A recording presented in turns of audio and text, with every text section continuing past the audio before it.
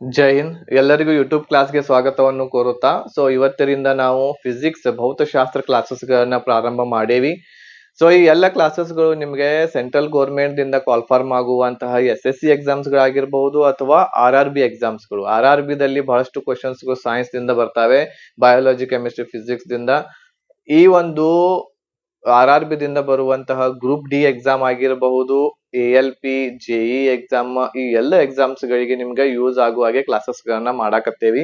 ಈಗಾಗಲೇ biology ಕ್ಲಾಸಸ್ಗಳು start ಆಗ್ಯಾವೆ, ಬಹಳಷ್ಟು ಚಾಪ್ಟರ್ಸ್ ಗಳು ಮುಗಿದಿವೆ. ಅವುಗಳು ಕೂಡ ನಿಮ್ಗೆ ಫ್ರೀ ಆಗಿ ಕೊಡಾಕತ್ತೇವಿ, ಎಲ್ಲರಿಗೂ ಅನುಕೂಲ ಆಗ್ಲಿ ಅಂತೇಳಿ. ನಮ್ಮ ಯೂಟ್ಯೂಬ್ ಚಾನೆಲ್ ದಲ್ಲಿ ಒಂದು ಪ್ಲೇ ಲಿಸ್ಟ್ ಇದೆ, ಸೈನ್ಸ್ ಫೌಂಡೇಶನ್ ಬ್ಯಾಚ್ ಅಂತ ಹೇಳಿ ಒಂದು ಪ್ಲೇ ಲಿಸ್ಟ್ ಇದೆ. ಅಲ್ಲಿ ಹೋಗಿ ನೀವು ಕ್ಲಿಕ್ ಮಾಡ್ರಿ ಅಂತಂದ್ರ ನಿಮಗೆಲ್ಲ ಬಯಾಲಜಿಯ ಕ್ಲಾಸಸ್ಗಳು ಏನಾಗ್ತಾವು ಅಂತಂದ್ರ ಫ್ರೀ ಆಗಿ ಸಿಗ್ತಾವ. ಇವುಗಳು ಕೂಡ ನಿಮಗೆ ಫ್ರೀ ಆಗಿ ಸಿಗ್ತಾವ. ಫಿಸಿಕ್ಸ್ ಕ್ಲಾಸಸ್ ಇವತ್ತರಿಂದ 1ನೇ ಕ್ಲಾಸ್ ಇದೆ. 1ನೇ ಕ್ಲಾಸ್ ದಿಂದ ಎಲ್ಲರೂ ಚಂದಂಗ್ ನೋಡ್ಕೊಂತ ನೋಟ್ಸ್ ಮಾಡ್ಕೊಂತ ಹೋದ್ರೆ ಅಂತಂದ್ರ ನಿಮ್ಗೆ ಎಕ್ಸಾಮ್ಗೆ ಯೂಸ್ ಆಗೇ ಆಗ್ತವೆ. ಹೌದಾ? ಹಾಗಾದ್ರೆ ಬನ್ನಿ, ಈ ಒಂದು ಫಿಸಿಕ್ಸ್ ದಲ್ಲಿ ನಾವು ಏನೆಲ್ಲ ಕಲಿಬೇಕಾಗಿದೆ, ಎಕ್ಸಾಮ್ ಪಾಯಿಂಟ್ ಗೆ ಏನೆಲ್ಲ ಇಂಪಾರ್ಟೆಂಟ್ ಇರ್ತೈತಿ, ಯಾವೆಲ್ಲ ಚಾಪ್ಟರ್ಸ್ ಇರ್ತಾವು, ಎಲ್ಲಾ ಕಾನ್ಸೆಪ್ಟ್ಸ್ ಗಳನ್ನ ಏನ್ ಮಾಡೋಣ ಅಂತಂದ್ರ ಕ್ಲಿಯರ್ ಆಗಿ ಏನ್ ಮಾಡ್ಕೊಳ್ಳೋಣ ತಿಳ್ಕೊಳ್ಳೋಣ. ನೋಡ್ರಿ, ಭೌತಶಾಸ್ತ್ರದೊಳಗ ಫಿಸಿಕ್ಸ್ ದಲ್ಲಿ ಮೊದಲನೇದಾಗಿ ನಾವು ಕಲಿಬೇಕಾಗಿರುವಂತದ್ದು ಏನು ಅಂತಂದ್ರ ಅಳತೆಗಳನ್ನ ಕಲಿಬೇಕಾಗಿರ್ತೈತಿ. ಏನ್ ಕಲಿಬೇಕು? ಅಳತೆಗಳು ಏನ್ ಮಾಡ್ಬೇಕು? ಕಲಿಬೇಕಾಗಿರ್ತೈತಿ. ಫಿಸಿಕ್ಸ್ ದಲ್ಲಿ ಇಂಪಾರ್ಟೆಂಟ್ ಅನ್ನ ಅದಿರ್ತೈತಿ. ಅಳತೆಗಳನ್ನ ನಾವು ಕಲಿತ್ವಿ ಅಂತಂದ್ರ ಈಸಿ ಆಗಿ ಏನ್ ಮಾಡಬಹುದು, ಎಲ್ಲಾ ಚಾಪ್ಟರ್ಸ್ ಗಳನ್ನ ಬಹಳ ಅಂಡರ್ಸ್ಟ್ಯಾಂಡಿಂಗ್, ಕಾನ್ಸೆಪ್ಟ್ಸ್ ಗಳನ್ನ ಅಂಡರ್ಸ್ಟ್ಯಾಂಡಿಂಗ್ ಮಾಡ್ಕೋಬಹುದು. ಈ ಅಳತೆಗಳನ್ನ ನಾವು ಮಾನಗಳು ಅಥವಾ ಘಟಕಗಳು ಅಂತ ಹೇಳ್ತೇವೆ. ಘಟಕಗಳು ಅಂತಂದ್ರ ಯಾವ್ದ್ರೊಳಗೆ ಅಳಿತೀವಿ ಅನ್ನೋದನ್ನ. ಆಮೇಲೆ ಇದಕ್ಕೆ ನಾವು ಇಂಗ್ಲಿಷ್ ದಲ್ಲಿ ಯೂನಿಟ್ಸ್ ಅಂತ ಹೇಳಿ ಕೂಡ ಕರಿತೀವಿ. ಹೌದಾ? ಈಗ ಇದ್ರೊಳಗ ಇನ್ನೊಂದ್ ಬರ್ತೈತಿ, ಎಕ್ಸಾಮ್ ದಲ್ಲಿ ಕೇಳ್ತಾರ ನಿಮ್ಗ, ಇದರ SI ಯೂನಿಟ್ ಏನು ಅಂತ ಹೇಳಿ ಕೇಳ್ತಾರ. ಹೌದಾ?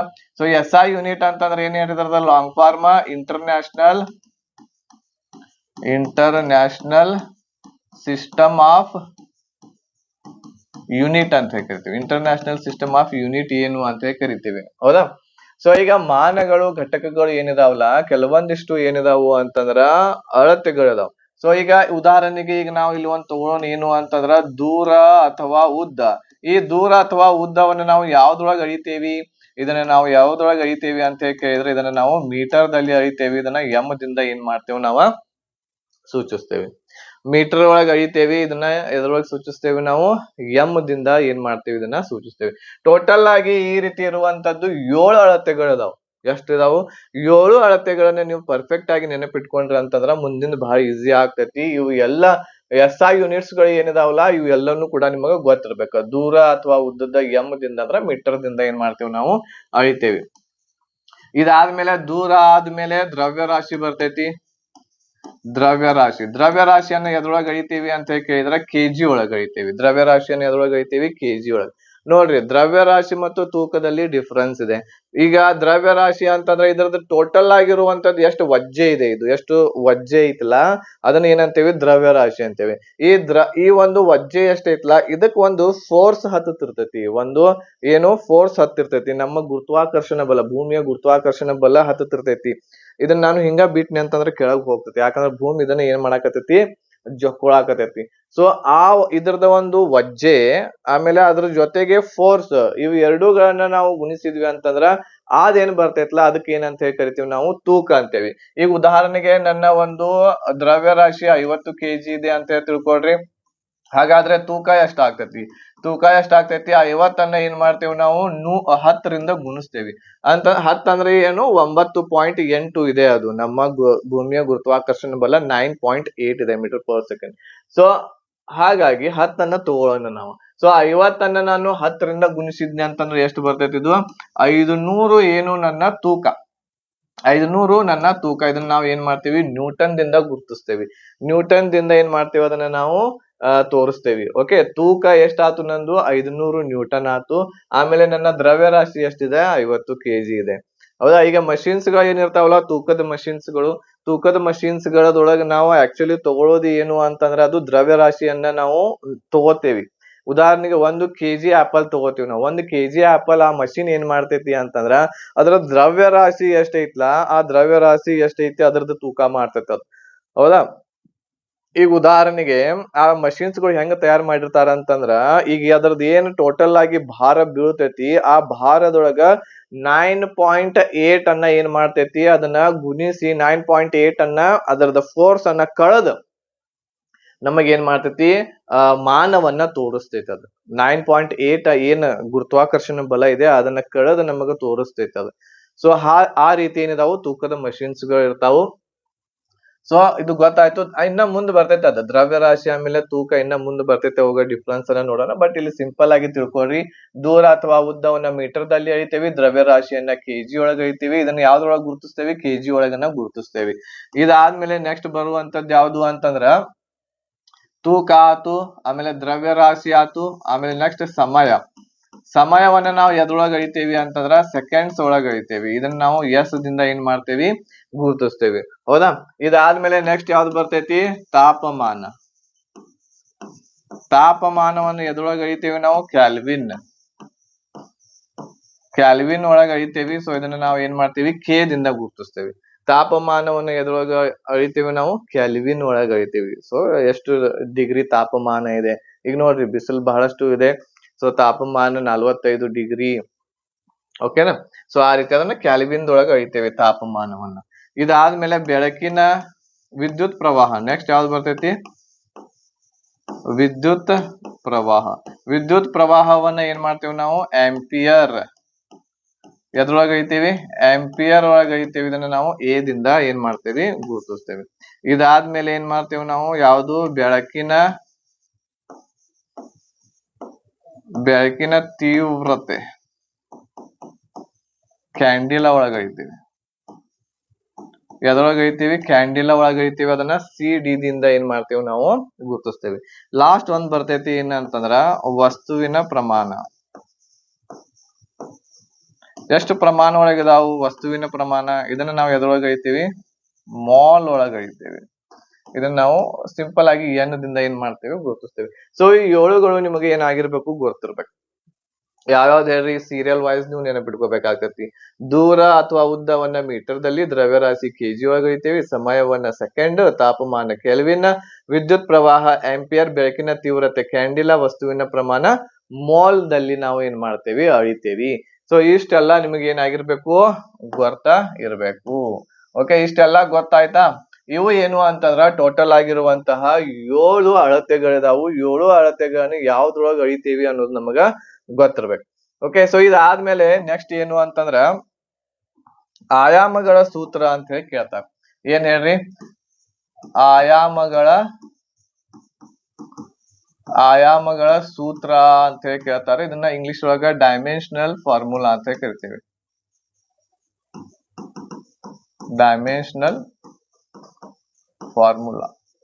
ಇಂಗ್ಲಿಷ್ ಒಳಗೆ ಡೈಮೆನ್ಷನಲ್ ಫಾರ್ಮುಲಾ. ಆಯಾಮಗಳ ಸೂತ್ರಗಳನ್ನ ನಾವು ಆಯಾಮಗಳ ಸೂತ್ರಗಳನ್ನ ನಾವು ನೋಡ್ತಾ ಹೋಗೋಣ.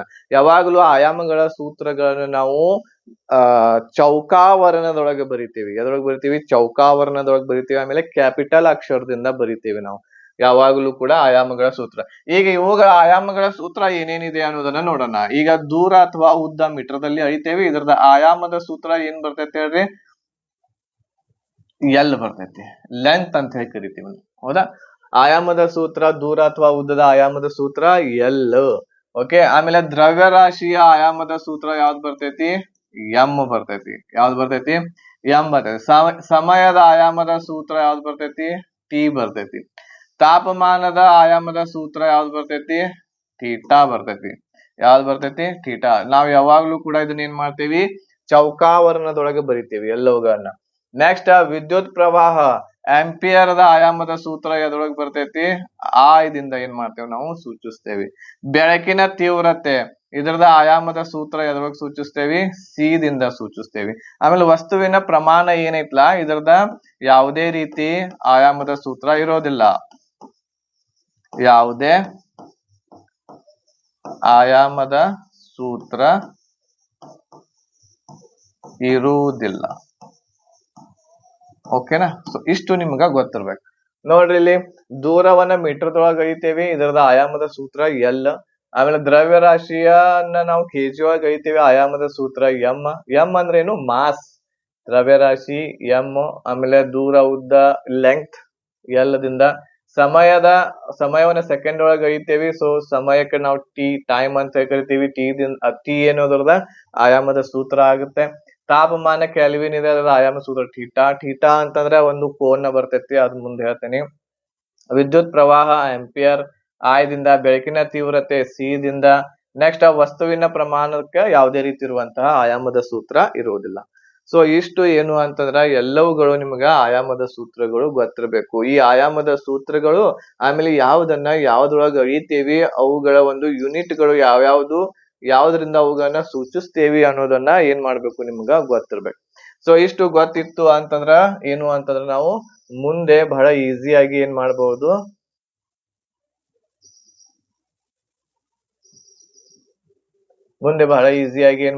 ನಾವು ಕಲಿತಾ ಹೋಗ್ಬಹುದಾಗಿದೆ. ಓಕೆನಾ? ಇಲ್ಲಿ ಸೈಡ್ಗೆ ಏನ್ ಮಾಡೋಣ, ಇದನ್ನ ಇಡೋಣ ಎಲ್ಲವುಗಳನ್ನ. ಈಗ ನಾವು ಏನ್ ಮಾಡೋಣ ಅಂತಂದ್ರ ಕೆಲವೊಂದಿಷ್ಟು ಫಾರ್ಮುಲಾಸ್ ಗಳು ಬರ್ತಾವ, ಕೆಲವೊಂದಿಷ್ಟು ಸೂತ್ರಗಳು ಬರ್ತಾವು. ಆ ಎಲ್ಲ ಸೂತ್ರಗಳನ್ನ ಏನ್ ಮಾಡೋಣ, ಒನ್ ಬೈ ಒನ್ ನೋಡ್ತಾ ಹೋಗೋಣ. ಸೊ ಆ ಸೂತ್ರಗಳನ್ನ ನೋಡೋಣ. ಆಮೇಲೆ ಆ ಸೂತ್ರಗಳಾದ್ಮೇಲೆ ಅವುಗಳ SI ಯೂನಿಟ್ ಏನು, ಆಮೇಲೆ ಅವುಗಳ ಡೈಮೆನ್ಷನಲ್ ಫಾರ್ಮುಲಾ ಏನು, ಆ ಎಲ್ಲವುಗಳನ್ನ ನಿಮ್ಗ ಕಲಿಬೇಕಾಗಿರುವಂತದ್ದು. ಈಗ ಒಂದನೇದ್ದು ನಾವು ನೋಡೋದು ಯಾವ್ದು ಅಂತಂದ್ರ ದೂರ.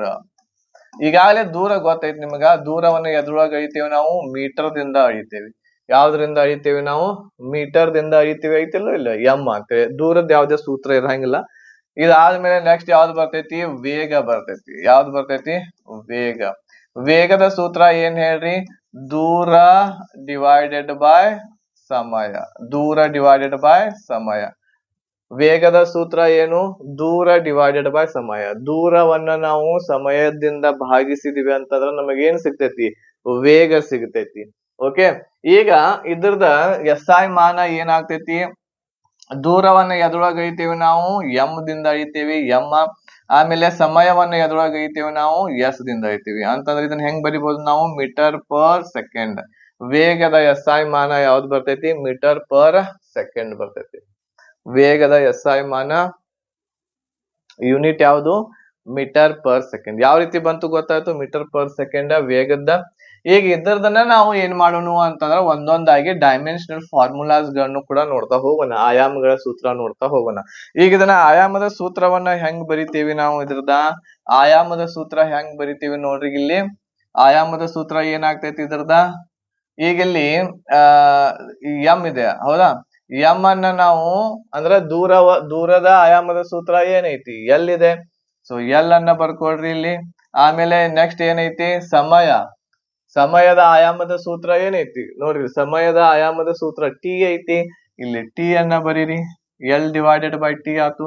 ಯಾವಾಗ್ಲೂ ಕೂಡ ನಾವು ಆಯಾಮದ ಸೂತ್ರ ಬರೆಯುವಾಗ ಇದೇನೈತ್ಲ, ಭಾಗಾಕಾರದೊಳಗೆ ಯಾವುದು ಏನ್ ಮಾಡಂಗಿಲ್ಲ ನಾವು, ಸಂಖ್ಯೆಯನ್ನ ತೋರ್ಸಂಗಿಲ್ಲ ಆಯಾಮದ ಸೂತ್ರದಲ್ಲಿ. ಸೊ ಹಾಗಾಗಿ ಈ ಟಿ ಅನ್ನ ಏನ್ ಮಾಡ್ಬೇಕಾಗ್ತೈತಿ, ನಾವು ಮ್ಯಾಲ್ ತಗೊಂಡು ಹೋಗ್ಬೇಕಾಗ್ತೈತಿ. ಸೊ ಅವಾಗ ಏನಾಗ್ತೈತಿ ಅಂತಂದ್ರ, ಇದು ಟಿ ಅನ್ನ ಮ್ಯಾಲ್ ತಗೊಂಡ್ ಹೋದ್ನಿ ಅಂತಂದ್ರ ಟಿ ಬರಿಬೇಕು. ಇಲ್ಲಿ ಮ್ಯಾಲ ಯಾವುದೇ ಸಂಖ್ಯೆ ಇಲ್ಲ, ಇದ್ರದ ಪವರ್ ಒಳಗ ಯಾವುದೇ ಸಂಖ್ಯೆ ಇಲ್ಲ ಅಂತಂದ್ರ -1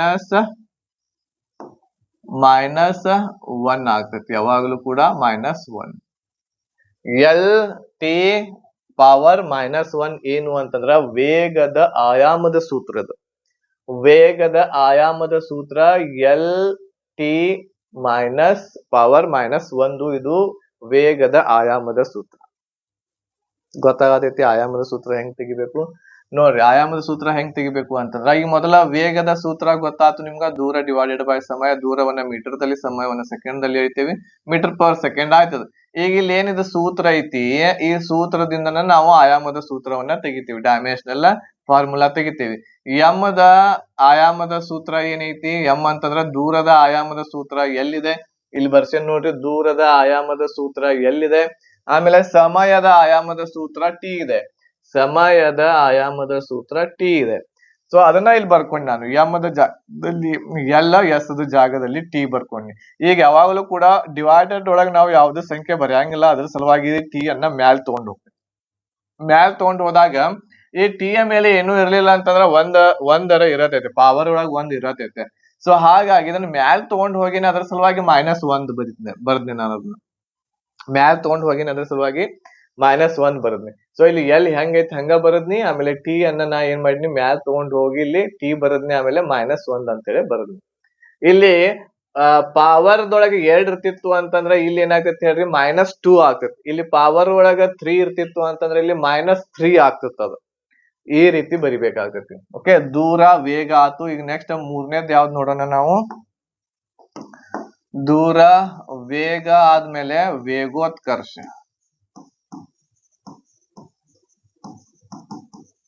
ಆಕ್ಸಿಲರೇಷನ್ ಅಂತ ಕರಿತೀವಿ. ಹೌದಾ, ವೇಗೋತ್ಕರ್ಷ ಅಂತಂದ್ರೆ ಏನು ಅಂತಂದ್ರ ಸ್ಪೀಡ್ ದೊಳಗ ಹೆಚ್ಚು ಕಡಿಮೆ ಆಗೋದಕ್ಕನ ಏನಂತೇವ್ ನಾವು ವೇಗೋತ್ಕರ್ಷ ಅಂತ ಕರಿತೀವಿ. ಸ್ಪೀಡ್ ದೊಳಗ ಹೆಚ್ಚು ಕಡಿಮೆ ಯಾವಾಗ ಆಗ್ತೈತಿ? ಈಗ ನಮ್ಮ ಹುಡುಗೋರ್ ಇರ್ತಾರ, ಬೈಕ್ ಹೊಡಿತಿರ್ತಾರ ನೋಡ್ರಿ ನೀವಲ್ಲ ಬೈಕ್ ಹೊಡಿತಿರ್ತಾರಲ್ಲ, ಬೈಕ್ ಅನ್ನ ರೈಡ್ ಮಾಡುವಾಗ ಸೊ ಆರಾಮಾಗಿ ಹೋಗ್ತಿರ್ತೀರಿ ಯಾವ್ದೋ ಒಂದು ಚಂದಂಗಿರುವಂತ ಬ್ಯೂಟಿಫುಲ್ ಆಗಿರುವಂತ ಹುಡುಗಿ ನೋಡ್ತೀರಿ ಮುಂದ.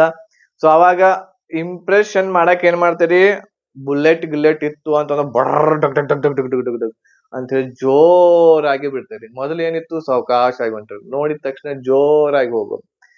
ಸೊ ಅದು ಏನಾಯ್ತು, ಸ್ಪೀಡ್ ದೊಳಗ ಹೆಚ್ಚು ಕಡಿಮೆ ಆಯ್ತು, ಅದನ್ನ ವೇಗೋತ್ಕರ್ಷ ಅಂತೇವಿ. ಒಂದೊಂದ್ಸಲ ಒಬ್ಬೊಬ್ರು ಜೋರಾಗಿ ಹೋಗ್ತಾರು, ಬ್ಯಾಡಪ್ಪ ಅಂತೇಳಿ ಇದು ಎಲ್ಲಿ ಬಿಡೋನು ಅಂತೇಳಿ. ಕೆಲವೊಬ್ರು ಏನ್ ಮಾಡ್ತಾರು ಅಂತಂದ್ರೆ ಜೋರಾಗಿ ಹೋಗ್ತಿರ್ತಾರು, ಬಟ್ ನೋಡಿದ ತಕ್ಷಣ ಸ್ಲೋ ಆಗಿ ಮಾಡ್ತಾರ, ಅಂತವ್ರು ಕೂಡ ಇರ್ತಾರೆ. ಸೊ ಅದು ಏನು ವೇಗೋತ್ಕರ್ಷ. ಅದು ಏನದು ವೇಗೋತ್ಕರ್ಷ.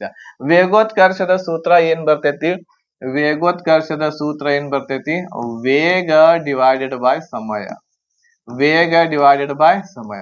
ಈಗಾಗಲೇ ವೇಗದ ಸೂತ್ರ ನೋಡ್ರಿ, ಇಲ್ಲಿ ವೇಗ ಡಿವೈಡೆಡ್ ಬೈ ಸಮಯ ಮಾಡಿದ್ವಿ ಅಂತಂದ್ರೆ ವೇಗೋತ್ಕರ್ಷ ಸಿಗ್ತೈತಿ ನಮಗ. ಈಗ ಇಲ್ಲಿ ವೇಗದ ನಮಗ ಏನೈತಿ ಫಾರ್ಮುಲಾ ಗೊತ್ತೈತಿ.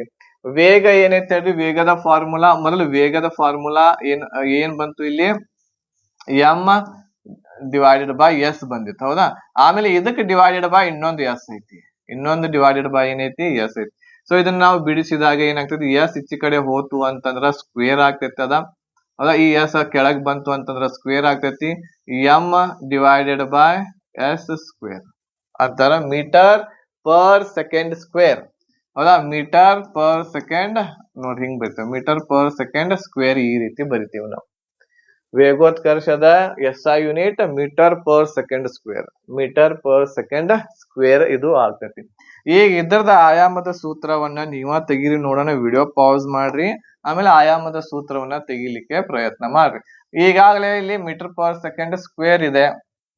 ಮೀಟರ್ ಅಂತಂದ್ರೆ ಏನು, ಇದು ಏನ್ ಬಂತ ಹೇಳಿದಾಗಿಲ್ಲ, ಮೀಟರ್ ಅಂತಂದ್ರ ದೂರ. ಸೊ ಮೀಟರ್ ಎಂ ಅನ್ನ ಯಾವ್ದ್ರಿಂದ ಸೂಚಿಸ್ತೇವೆ ನಾವು? ಎಂ ಇಲ್ಲಿದೆ ನೋಡ್ರಿ, ದೂರ ಅಥವಾ ಉದ್ದವನ್ನ ನಾವು ಮೀಟರ್ ದೊಳಗ ಅಳಿತೇವಿ. ಇದರದ ಆಯಾಮದ ಸೂತ್ರ ಏನಿರ್ತೈತಿ? ಎಲ್ ಇರ್ತೈತಿ. ಆಮೇಲೆ ಡಿವೈಡೆಡ್ ದೊಳಗೆ ಏನೈತಿ? ಎಸ್ ಇದೆ. ಎಸ್ ಅಂತಂದ್ರೆ ಏನು? ಸೆಕೆಂಡ್. ಸೊ ಟೈಮ್ ಅನ್ನ ನಾವು ಟಿ ದಿಂದ ಸೂಚಿಸ್ತೇವೆ, ಬಟ್ ಇಲ್ಲಿ ಏನೈತಿ? ಸ್ಕ್ವೇರ್ ಐತಿ. ಈಗ ಇದನ್ನ ನಾವು ಬರಿಬೇಕಾಗಿತ್ತು ಅಂತಂದ್ರ ಆಯಾಮದ ಸೂತ್ರ ಹೆಂಗ್ ಬರಿತೀವಿ? ಎಲ್ ಹೆಂಗೈತಿ ಹಂಗ ಬರಿಬೇಕು. ಆಮೇಲೆ ಟಿ ಅನ್ನ ಮ್ಯಾಲ್ ತಗೊಂಡ್ ಹೋಗ್ಬೇಕು. ಟಿ ಅನ್ನ ಮ್ಯಾಲ್ ತಗೊಂಡ್ ಹೋದ್ನಂದ್ರ ಟಿ ಬರ್ತೈತಿ. ಇದು ಸ್ಕ್ವೇರ್ ಇದ್ದದ್ದು ಏನಾಗ್ತೈತಿ? -2 ಆಗ್ತೈತಿ. ಪವರ್ ಒಳಗೆ -2. ಇದು ವೇಗೋತ್ಕರ್ಷದ ಆಯಾಮದ ಸೂತ್ರ. ವೇಗೋತ್ಕರ್ಷದ ಆಯಾಮದ ಸೂತ್ರ ಇದು ಆಗ್ತೈತಿ. ಓಕೆ, ವೇಗೋತ್ಕರ್ಷದ ಆಯಾಮದ ಸೂತ್ರ.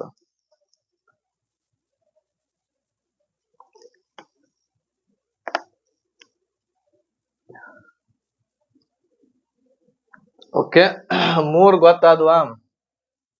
ದೂರ, ವೇಗ, ವೇಗೋತ್ಕರ್ಷ. ಅರ್ಥ ಆಗ್ತಾ ಇದೆಯಾ ಎಲ್ಲರಿಗೂ?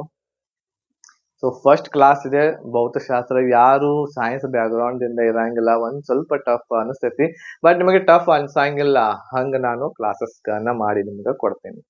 ಹೌದಾ, ಈಗ ಈಸಿ ಅನ್ಸಾತೈತಿಲ್ಲೋ? ಬಹಳ ಈಸಿಯಾಗಿ ಎಲ್ಲವುಗಳನ್ನ ತಿಳ್ಕೊಳಕತ್ತೀರಿ. ಸೊ ಅಷ್ಟ ಏನು ಅಂತಂದ್ರ ಸೈನ್ಸ್ ಬ್ಯಾಕ್ ಗ್ರೌಂಡ್ ಇಲ್ಲದೆ ಇರುವಂತಹ ಆರ್ಟ್ಸ್ ಆಮೇಲೆ ಕಾಮರ್ಸ್ ಇರ್ತಕ್ಕಂಥವ್ರು ಒಂದ್ ಸ್ವಲ್ಪ ಏನ್ ಮಾಡ್ಬೇಕು, ರಿವಿಷನ್ ಹೆಚ್ಚು ಮಾಡ್ಬೇಕಾಗ್ತೈತಿ. ರಿವಿಷನ್ ಹೆಚ್ಚು ಮಾಡಿದ್ರ ಅಂತಂದ್ರೆ ಏನ್ ಮಾಡ್ತೀರಿ ನೀವು? ಬಹಳ ಪರ್ಫೆಕ್ಟ್ ಆಗಿ ನೆನಪಿಟ್ಕೋತೀರಿ. ಹೌದಾ, ಈಗ ನೆಕ್ಸ್ಟ್ 4ನೇದ್ ನೋಡೋಣ.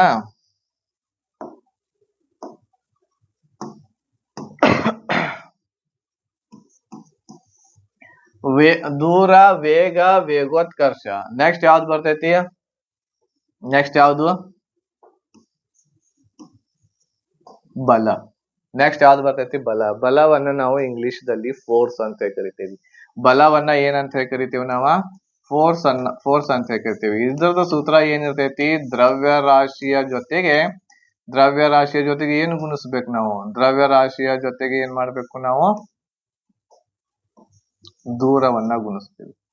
ದ್ರವ್ಯ ರಾಶಿಯ ಜೊತೆಗೆ ಏನ್ ಮಾಡ್ತೀವಿ ನಾವು? ಸಾರಿ, ದ್ರವ್ಯ ರಾಶಿಯ ಜೊತೆಗೆ ದೂರ ಅಲ್ಲ, ದ್ರವ್ಯ ರಾಶಿಯ ಜೊತೆಗೆ ವೇಗೋತ್ಕರ್ಷ.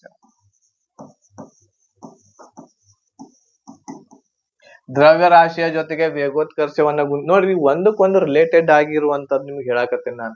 ಇಲ್ಲಿ ದೂರ ಯಾಕೆ ಬರದ್ನಿ ಅಂತಂದ್ರ, ನಾನು ಇಲ್ಲಿ ನೋಡ್ರಿ, ವೇಗದ ನಾವು ಸೂತ್ರವನ್ನ ಕಂಡುಹಿಡಿಬೇಕಾಗಿತ್ತು ಅಂತಂದ್ರ ದೂರವನ್ನ ಇಲ್ಲಿ ತಗೊಂಡಿವಿ, ಡಿವೈಡೆಡ್ ಬೈ ಸಮಯ ಮಾಡಿದ್ವಿ. ವೇಗೋತ್ಕರ್ಷನ ಯಾಕೆ ಬರದ್ ನಿಮ್ 3ನೇ ನಂಬರ್ಕ್ ಅಂತಂದ್ರ, ಇಲ್ಲಿ ವೇಗವನ್ನ ತಗೊಂಡಿ ಅದನ್ನ ಡಿವೈಡೆಡ್ ಬೈ ಸಮಯ ಮಾಡಿದ್ವಿ. ಈಗ ಇಲ್ಲಿ ಬಲನ ಯಾಕೆ 4ನೇ ತಗೊಂಡಿ ಅಂತಂದ್ರ, ದ್ರವ್ಯ ರಾಶಿ ತಗೊಳ್ಳೋದು ವೇಗೋತ್ಕರ್ಷ ಇಲ್ಲಿ ಜಗ್ಗೋದ. ಇವು ಒಂದಕ್ಕೊಂದ್ ಹಿಂಗ್ ಬರ್ತಾನ ಹೊಂಟಾವು. ಸೊ ಆದ್ದರಿಂದ ಇವುಗಳನ್ನ ಈ ರೀತಿ ತಗೊಂಡಿನಿ ನಾನು. ದ್ರವ್ಯ ರಾಶಿಯ ಜೊತೆಗೆ ವೇಗೋತ್ಕರ್ಷ ಗುಣಿಸಿದ್ವಿ ಅಂತಂದ್ರ ನಮಗೆ ಏನ್ ಸಿಗ್ತೈತಿ? ಬಲ ಸಿಗ್ತೈತಿ. ಈಗ ಇವುಗಳ ಏನ್ ಮಾಡೋಣ ನಾವು? ಸೂತ್ರ ಏನ್ ಬರ್ತೈತಿ? ಇದ್ರದ SI ಯೂನಿಟ್ ಏನ್ ಬರ್ತೈತಿ? ದ್ರವ್ಯ ರಾಶಿಯನ್ನು ಎದ್ರೊಳಗ ಅಳಿತೇವಿ ನಾವು? kg ಒಳಗ ಅಳಿತೇವಿ. ವೇಗೋತ್ಕರ್ಷದ ಆಲ್ರೆಡಿ ಐತಿ ಇಲ್ಲಿ. ವೇಗೋತ್ಕರ್ಷದ ಏನ್ ಬಂದೈತಿ? ಮೀಟರ್ ಪರ್ ಸೆಕೆಂಡ್ ಸ್ಕ್ವೇರ್ ಬಂದೈತಿ. ಹೌದಾ? ಇದು ಏನು ಅಂತಂದ್ರ ಬಲದ SI ಯೂನಿಟ್. ಬಲದ SI ಯೂನಿಟ್ ಏನ್ ಬರ್ತೈತಿ? kg metre per second square ಇದು ಬಲದ್ದು. ಈಗ ಇದ್ರದ ಏನ್ ನೋಡೋಣ ನಾವು? ಡೈಮೆನ್ಷನಲ್ ಫಾರ್ಮುಲಾವನ್ನ ನೋಡೋಣ. ಡೈಮೆನ್ಷನಲ್ ಫಾರ್ಮುಲಾ ಏನಿರ್ತೈತಿ ಇದ್ರದ? kg ಇದೆ. kg ಎಲ್ಲಿ ಐತಿ ನೋಡ್ರಿ ಇಲ್ಲಿ? kg ಇದ್ರದ ಆಯಾಮದ ಸೂತ್ರ ಏನ್ ಬರ್ತೈತಿ? m ಬರ್ತೈತಿ. kg ಯ ಜಾಗದಲ್ಲಿ ಏನ್ ಮಾಡ್ರಿ ನೀವು? m ಬರೀರಿ. ಆಮೇಲೆ ನೆಕ್ಸ್ಟ್ ಇಲ್ಲಿ ಏನೈತಿ? ಇನ್ನೊಂದ m ಅಂತಂದ್ರೆ ಏನ್ ಹೇಳ್ರಿದು? m ಇದೆ. m ಅಂತಂದ್ರ ದೂರ. ಇದ್ರದ ಆಯಾಮದ ಸೂತ್ರ L ಬರ್ತೈತಿ. ಇದನ್ನ L ಇಲ್ಲಿ ಬರೀರಿ. ಡಿವೈಡೆಡ್ ಬೈ S ಅಂತಂದ್ರ ಟೈಮ್ ದ ಸ್ಕ್ವೇರ್ ಅನ್ನ ಬರೀರಿ. ಈಗ ಇದ್ರದ ಆಯಾಮದ ಸೂತ್ರ ಹೆಂಗ್ ಬರಿತೇವಿ ನಾವು? m ಹೆಂಗೈತಿ ಹಂಗ ಬರ್ದಿವಿ, L ಹೆಂಗೈತಿ ಹಂಗ ಬರ್ದಿವಿ. t ಅನ್ನ ಮ್ಯಾಲ್ ತಗೊಂಡ್ ಹೋದ್ವಿ ಅಂತಂದ್ರ t minus square, power minus square. MLT power minus square. ಇದು ಏನು? ಬಲದ ಆಯಾಮದ ಸೂತ್ರ. ಬಲದ ಆಯಾಮದ ಸೂತ್ರ ಇದು. ಓಕೆನಾ? ಅರ್ಥ ಆಗ್ತಾ ಇದೆಯಾ ಎಲ್ಲರಿಗೂ? ಅರ್ಥ ಆಗ್ತಾ ಇದೆಯಾ ಎಲ್ಲರಿಗೂ?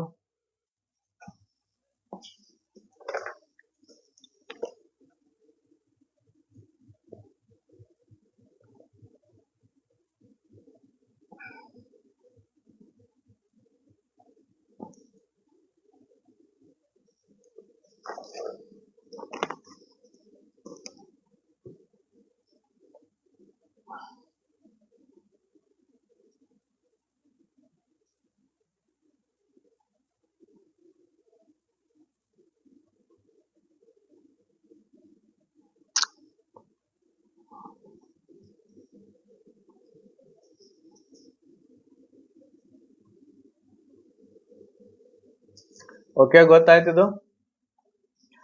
ಒಂದೇದ್ ಯಾವ್ದು? ದೂರ, ಆಮೇಲೆ ವೇಗ, ವೇಗೋತ್ಕರ್ಷ, ಬಲ. ಇನ್ನು ನೆಕ್ಸ್ಟ್ ಯಾವ್ದು ನೋಡೋಣ ಅಂತಂದ್ರ ನಾವು,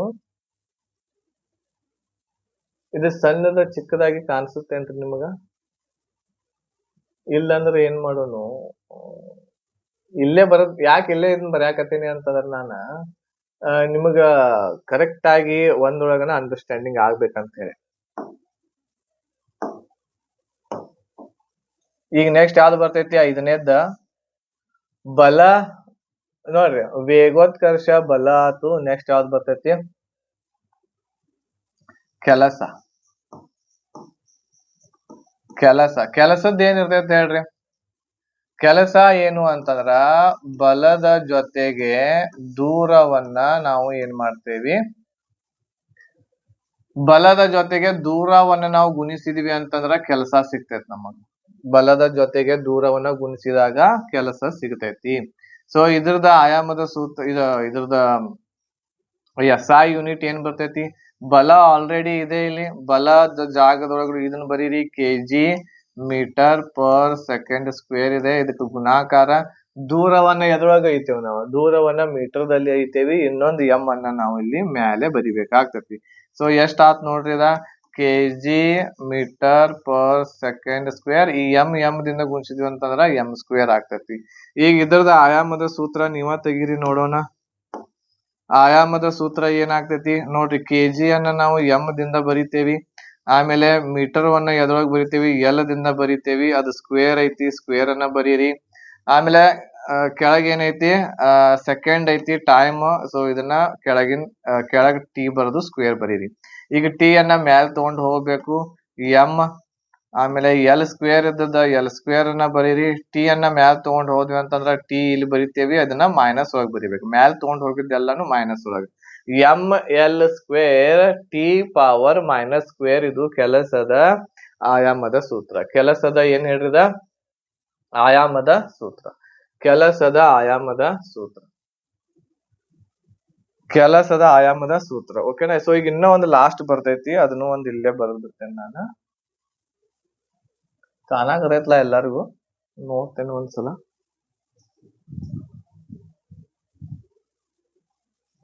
ಓಕೆ, ಕಾಣಾತೈತ್ ತಗೋರಿ. ಒಂದ್ ಸ್ವಲ್ಪ ಏನ್ ಮಾಡ್ರಿ, ಫಸ್ಟ್ ಕ್ಲಾಸ್ಗಳು ಆದದ್ದು ಎಲ್ಲ ಏನ್ ಮಾಡ್ಬೇಕು, ಬರಿತಾ ಹೋಗ್ಬೇಕು. ನೆಕ್ಸ್ಟ್ ಯಾವ್ದು ಬರ್ತೈತಿ,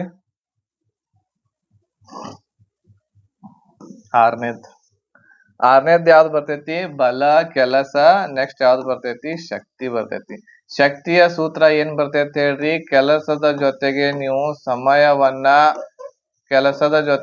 ಸಮಯವನ್ನ ಭಾಗಿಸಿದ್ರಿ ಅಂತಂದ್ರೆ ಏನ್ ಬರ್ತೈತಿ, ನಮಗ ಶಕ್ತಿಯ ಒಂದು ಮಾನ ಇರ್ತಕ್ಕಂಥದ್ದು ಸಿಗ್ತೈತಿ. ಈಗ ಕೆಲಸ ಆಲ್ರೆಡಿ ನಾವು ಗುರ್ತಾ ಮಾಡ್ಕೊಂಡೇವಿ. ಕೆಲಸದ ಏನೈತಿ, ಕೆಲಸ kg metre square divided by s square ಬಂತು, ಹೌದಾ, ಸೆಕೆಂಡ್ ಸ್ಕ್ವೇರ್. ಸೊ ಈಗ ಇಲ್ಲಿ ಇನ್ನೊಂದು ಸಮಯ ಇದೆ, ಸೊ ಕೆಳಗಡೆ. ಸೊ ಹಾಗಾಗಿ ಇದನ್ನ ಎಲ್ಲಿಗೆ ಬರಿಬೇಕು ನಾವು, ಕೆಳಗಡೆ ಏನ್ ಮಾಡ್ಬೇಕು, ಇನ್ನೊಂದು ಸಮಯವನ್ನ ಬರಿಬೇಕು. ಎಸ್ ಅಷ್ಟೇ ಇದೆ, ಸ್ಕ್ವೇರ್ ಇಲ್ಲ. ಸೊ ಈಗ ಇದನ್ನ ಬಿಡಿಸಿದಾಗ ಏನ್ ಬರ್ತೈತಿ, kg metre square divided by ಈ ಎಸ್ ಅನ್ನ ಇದರಿಂದ ಗುಣಾಕಾರ, ಇದನ್ನ ಇದ್ರೊಳಗೆ ಗುಣಾಕಾರ ಮಾಡಿದ್ವಿ ಅಂತಂದ್ರ ಎಸ್ ಕ್ಯೂಬ್ ಬರ್ತೈತಿ.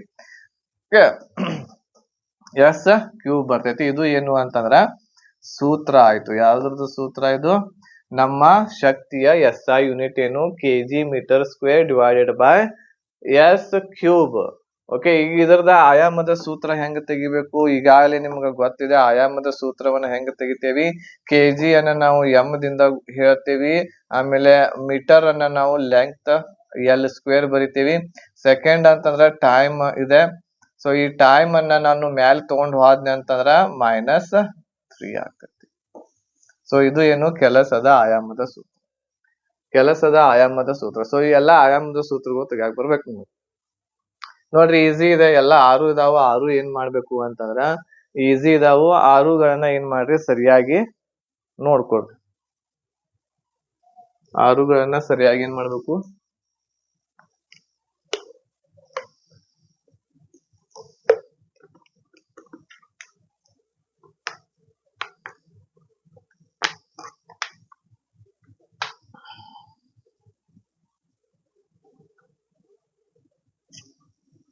ಓಕೆ.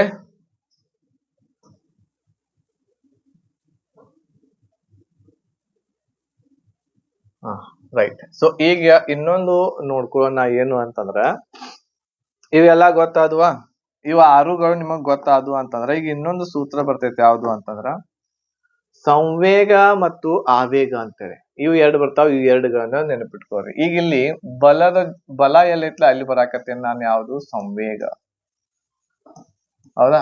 ಆಮೇಲೆ ಕೆಲಸ ಎಲ್ಲೈತ್ಲ ಅಲ್ಲಿ ಏನ್ ಬರಾಕತ್ತೇನೆ ನಾನು, ಆವೇಗ. ಸಂವೇಗ ಆವೇಗ ಏನು ಈಗ ಮುಂದೆ ಹೇಳ್ತೇನೆ ನಾನು ನಿಮ್ಗೆ. ಇವುಗಳ ಸೂತ್ರ ನಿಮ್ಗ ಗೊತ್ತಿರ್ಬೇಕು. ಈಗ ಇವುಗಳ ಸೂತ್ರ ಇಲ್ಲೇ ಯಾಕೆ ಬರದ್ನಿ ಅಂತಂದ್ರ, ನಾನು ಬಲದ ಜೊತೆಗೆ ಸಂವೇಗ, ಕೆಲಸದ ಜೊತೆಗೆ ಆವೇಗ ಬರ್ದೇನಿ. ಈಗ ಇವುಗಳ ಸೂತ್ರ ಹೆಂಗ್ ನೆನಪಿಟ್ಕೋಬೇಕು ಅಂತಂದ್ರ, ಈಗ ಇಲ್ಲಿ ದ್ರವ್ಯ ರಾಶಿ ಐತಿ, ಬಲದ ಮುಂದ ದ್ರವ್ಯ ರಾಶಿ ಬರೀರಿ. ಓಕೆ, ಗುಣಾಕಾರ ಇಲ್ಲಿ ಮೂರನೇದೈತ್ಲ, ಮೂರನೇ ಸೂತ್ರ ಏನೈತ್ಲಾ, ಈ ಮೂರನೇ ಸೂತ್ರದ ಮ್ಯಾಲಿಂದ ಏನೈತ್ಲಾ ಅದನ್ನ ಬರಿಬೇಕು ಗುಣಾಕಾರದೊಳಗೆ. ವೇಗ, ನೋಡ್ರಿ ಸಂವೇಗದ ಸೂತ್ರ ಏನ್ ಬಂತು, ದ್ರವ್ಯರಾಶಿ ಗುಣಾಕಾರ ವೇಗ. ಈಗ ಇದರದ ಆಯಾಮದ ಸೂತ್ರ ಆಗಿರ್ಬಹುದು, ಆಮೇಲೆ SI ಯೂನಿಟ್ ಗಳಾಗಿರ್ಬಹುದು, ನೀವ ತೆಗಿತೀರಿ ಆರಾಮಾಗಿ. ಹೌದಾ, ದ್ರವ್ಯರಾಶಿದ್ ಏನ್ ಬರಿಬೇಕು ಹೇಳ್ರಿ, ದ್ರವ್ಯರಾಶಿದ್ದು ದ್ರವ್ಯರಾಶಿ ಕೆಜಿ ಬರಿಬೇಕು. ಆಮೇಲೆ ವೇಗ ಏನೈತಿ, ವೇಗದ ಏನೈತಿ ಮೀಟರ್ ಪರ್ ಸೆಕೆಂಡ್ ಬರಿತೀರಿ. ಹೌದಾ, ಕೆಜಿ ಏನ್ ಬಂತು, ಕೆಜಿ ಮೀಟರ್ ಪರ್ ಸೆಕೆಂಡ್ ಬಂತು. ಅದ್ರದ ಆಯಾಮದ ಸೂತ್ರ ಹೆಂಗ್ ಬರ್ತೈತಿ, ಕೆಜಿ ಅನ್ನ ನಾವು ಎಂ ದಿಂದ ಗುರುತಿಸ್ತೇವಿ, ಮೀಟರ್ ಪರ್ ಸೆಕೆಂಡ್ ದಿಂದ ನಾವು LT ಮೈನಸ್ ಪವರ್ 1 ಅಂತ ಹೇಳ್ತೇವೆ. ಹೌದಾ, ಇದು ಸಂವೇಗದ. ಆವೇಗದ ಇಲ್ಲಿ ಏನ್ ಯಾಕೆ ಬರ್ದ್ನಿ ಅಂತಂದ್ರ, ಇಲ್ಲಿ ನೋಡ್ರಿ, ಇಲ್ಲಿ ಏನ್ ಮಾಡಿದ್ನಿ ನಾನು, ಬಲದ ಮುಂದೆ ಸಂವೇಗ ಬರದ್ನಿ. ಇಲ್ಲಿ ದ್ರವ್ಯರಾಶಿ ಇತ್ತು, ದ್ರವ್ಯರಾಶಿ ಹೆಂಗೈತಿ ಹಂಗ ತಗೊಂಡಿ, ಮೂರನೇ ಸೂತ್ರದೊಳಗ ಮ್ಯಾಲಿಂದ ತಗೊಂಡಿ. ಈಗ ಇಲ್ಲಿ ಏನ್ ಮಾಡ್ತೀನಿ, ಆವೇಗದೊಳಗ ಬಲ ಹೆಂಗೈತ್ಲಾ, ಬಲ ಹೆಂಗೈತಿ ಹಂಗ ತಗೋತೀನಿ. ಇದನ್ನ ಯಾವ್ದ್ರಿಂದ ಗುಣಿಸ್ತೀನಿ ಅಂತಂದ್ರ, ಮೂರನೇ ಸೂತ್ರದೊಳಗ ಕೆಳಗೆ ಏನೈತಿ, ಸಮಯ ಐತಿ, ಇದನ್ನ ಸಮಯದಿಂದ ಏನ್ ಮಾಡ್ತೀನಿ ನಾನು ಗುಣಾಕಾರ ಮಾಡ್ತೀನಿ. ಆವೇಗದ ಸೂತ್ರ ಬಲ ಗುಣಾಕಾರ ಸಮಯ. ಇವೆಲ್ಲವುಗಳು ಏನಾಗ್ಬೇಕು ಹೇಳ್ರಿ, ನೆನಪಿಟ್ಕೋಬೇಕು. ಓಕೆ, ತಿಳಿತು ಎಲ್ಲಾರ್ಗು?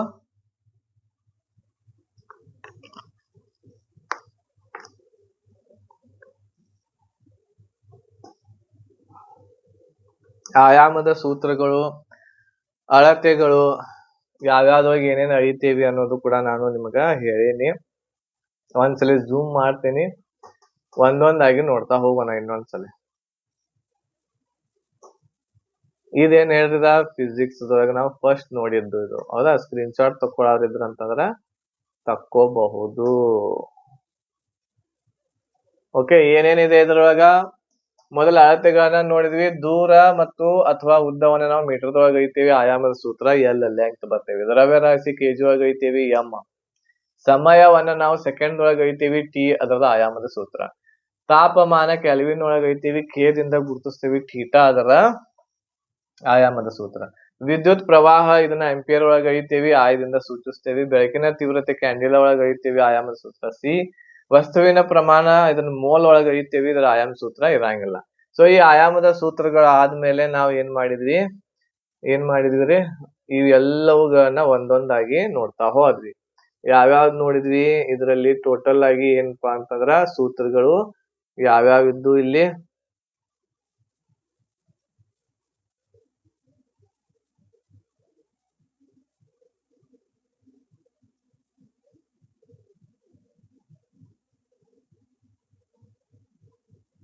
ಇಲ್ಲಿ ನೋಡ್ರಿ ಯಾವ್ಯಾವ ಸೂತ್ರ ಇದ್ದು ಇರುವಾಗ ಟೋಟಲ್ ಆಗಿ ಇಲ್ಲಿ ದೂರವನ್ನ ಮೀಟರ್ದೊಳಗ ಐತೆವ.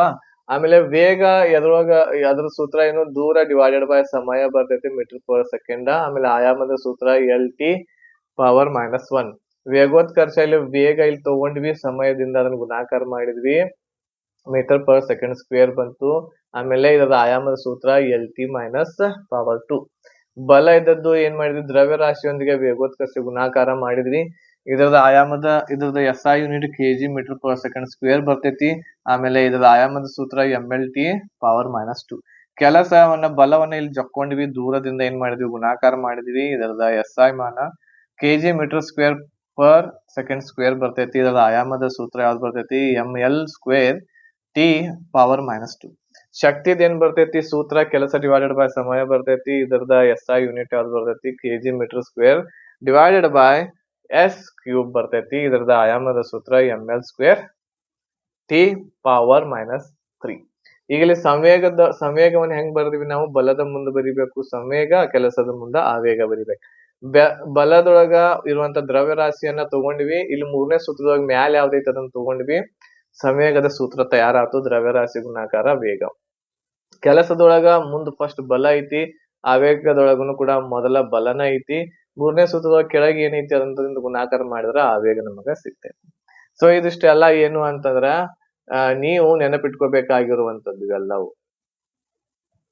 ಓಕೆ,